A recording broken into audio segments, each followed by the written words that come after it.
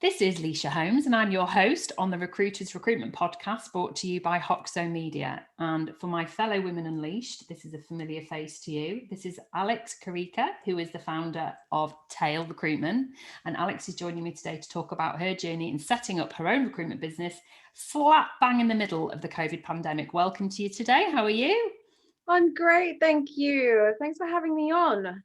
You are very welcome. And I've been very excited about this podcast in particular. For those who are maybe listening or watching, who are thinking about launching on their own, thinking, how on earth am I going to do this? So just talk us through what actually happened during 2020. Great question. Main thing that happened was I got a message from someone called Harry on LinkedIn, who was quite a fan of the videos that I was posting up and just the help that I was giving candidates. And he approached me saying, "Oh, do you want to work together?" I looked at his profile and I said, "Well, no, I don't do medical communications. Why are you even messaging me?" And he said, no, I want to rebrand. I want to do something else. I said, okay. We started having a conversation. We realized that we're both kind of on the same wavelength of how crap the recruitment industry currently is versus how much better it could be. And conversation evolved, gave in my notice.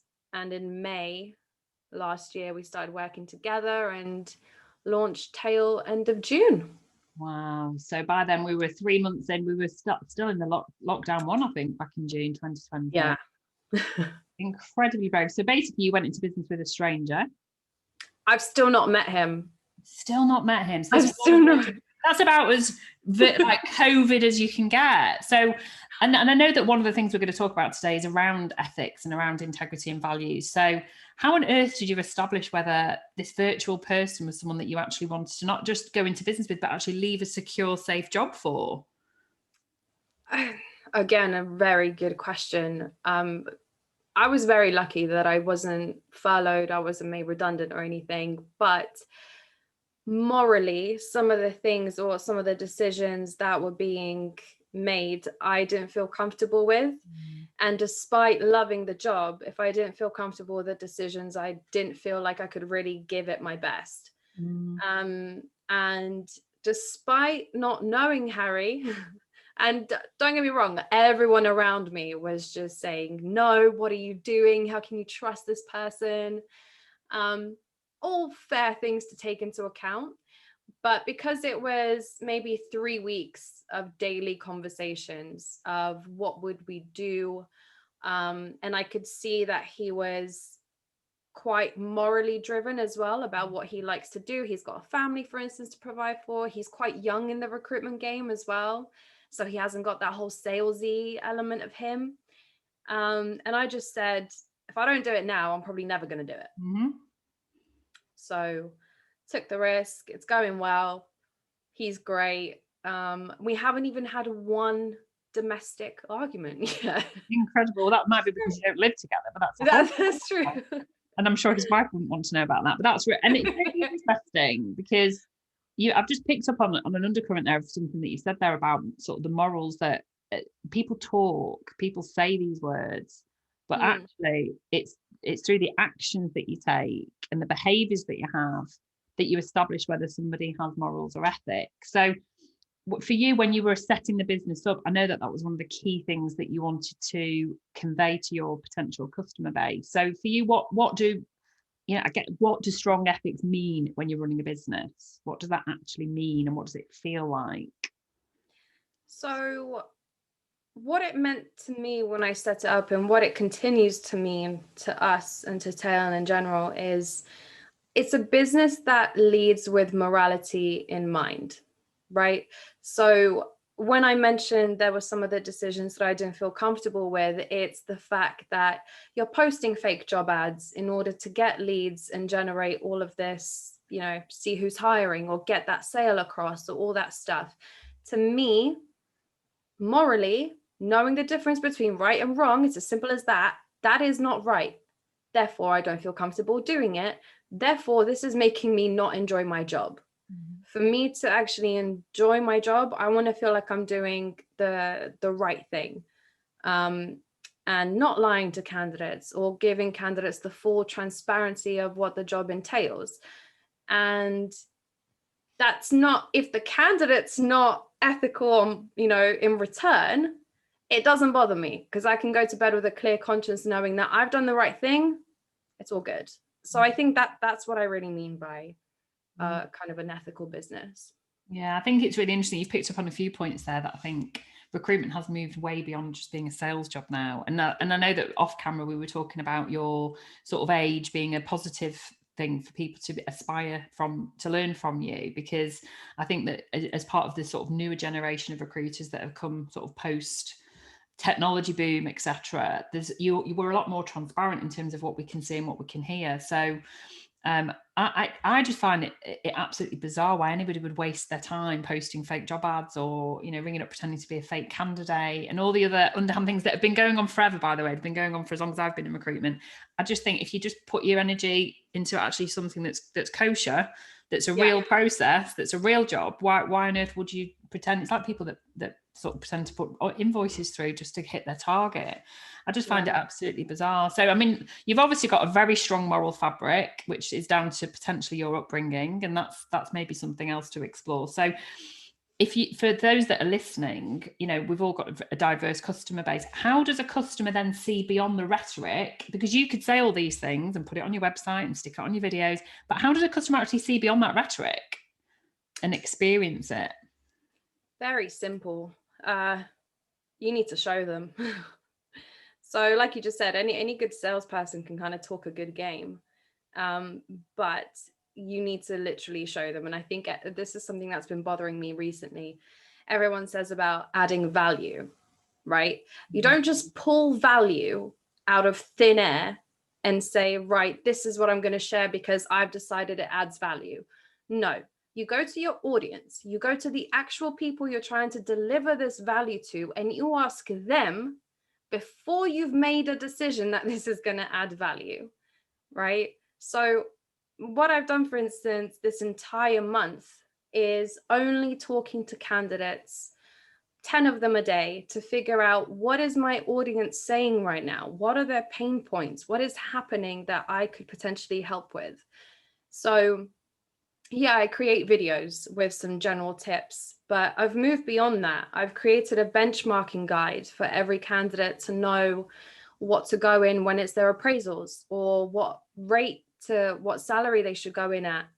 I've done a CV guide for Fintechs and what's happening. So they're tangible, actual things I've created, rather than just saying, oh, let me write a post because this is going to add value. That's your ego saying it's going to add value, So actually show them consistently as well. And I think that as we move into, and we already are in a digitalized world, I think that that's going to become a prominent feature of making you stand out. And, I think as an observer, obviously I'm not in your space. I'm not in fintech. I'm not a competitor to you, but I'm a fellow recruiter. And that's one of the main reasons I wanted to get you on, because I think you are refreshing, and your authenticity just oozes out of those videos, and they're fun. So I think that it'll just, anybody can just, jump in and pick up that piece of content. And I agree with what you said there. And that's why I can't bear the rhetoric, because it's all about the actions that we take, where people aren't watching on LinkedIn. It's about what you actually are doing. And the fact that offline you are having those conversations, understanding the pain points, the drivers, understanding what your market needs. It means you can just move, you can react really quickly. Because what's happening right now, as we record this in January 2021, the pain points will be really different. For example, in April, IR35 will have kicked in. Brexit will be full into the second quarter of Brexit. A lot of the tax sort of pauses will have come out. People are going to be thinking about what they're spending, etc. So everything's going to change again. And you're the sort of business that will just go, right, I understand what you need from me. So I think one of the things, though, you mentioned about authenticity, right? I think half the time, because after I've realized there's a theme where I can add value to, because I get so passionate about that piece of advice, it's almost as if I'm telling people off, like, guys, do it, don't do this or do that, or make sure you do this, because I just get passionate about it. when you see that there's lots of people just doing the same thing, where they can learn from. So I think having a passion about what you do is massively important too. And that's probably what you and Harry share again, is, you know, going back to, I guess, setting up a business and establishing your values together and your ethics. Actually having a shared passion means that will keep you moving forward and keep you fresh and a distinctive voice. So there will be lots of people listening, recruiters and maybe not recruiters, who maybe are questioning the ethics of their business that they're currently working for. And we're not suggesting a sudden exodus to go and set up on your own, but what would your advice be if people are challenging the ethics and the integrity of their current employer? Oh, okay. So this may sound a bit generic, but I am going to follow it up with kind of an exercise to do. Because those of you who are asking themselves a question of, okay, something doesn't sit right with me, you need to dig deeper into that feeling. Like, what is it? You need to ask yourself the questions of, what is it about what you're doing in your current company that's making you unhappy or unsettled? Or what is your company enforcing that you don't feel comfortable with? So the advice is really make sure you self-reflect and you completely understand what it is you're feeling, because that's going to reveal not only a lot about yourself, but where your moral compass is, as well as what do you want to do moving forward that's going to make you happy. I don't think you can make any real decision without doing self-reflection first. That's what I would say. Yeah, that's a very good starting point, actually. And sort of, and if it's a repetitive reason why you're questioning it, then it's definitely time to take action after that. Well, that's a very useful advice for everybody that's listening. So what does 2021 look like for you in terms of your plans? Have you got anything exciting happening with Tale? Oh my God. Do you know what? We've been back and forth. We want to hire. We're pretty much ready to hire, which is amazing. But then we're thinking, what's going to happen in 2021? Are we able to travel? Can I go and meet my business partner finally? Like, that would be a good starting point if we're allowed to do that. It's going to be a year though where we just start to really put into place everything we've done the past 6 months, because that was really the period where we were just finding our feet. Mm-hmm. We were actually figuring out who we are, like what do we stand for and what do other people think of Tale as well. And now that we kind of know that, we've come into 2021 with a vision of, okay, this is working, this is who we are, this is what we do, and this is the year to solidify that presence for us. Yeah, well, certainly very well positioned to do it. And I love the fact that it's all about the tale, it's storytelling, and you're using all forms of social media. So for anybody that's listening or watching, make sure you follow Alex on Clubhouse. Obviously on LinkedIn. Are you on? I think you're on Instagram as well. You're pretty much everywhere, which is great. Yeah. You've got a podcast coming. I know that you've done a few podcasts. We've both done the RAG podcast with Sean. Have you got a podcast up your sleeve, maybe? Oh, that's maybe a plan. Yeah. Harry does a podcast. So he does the Medcoms podcast.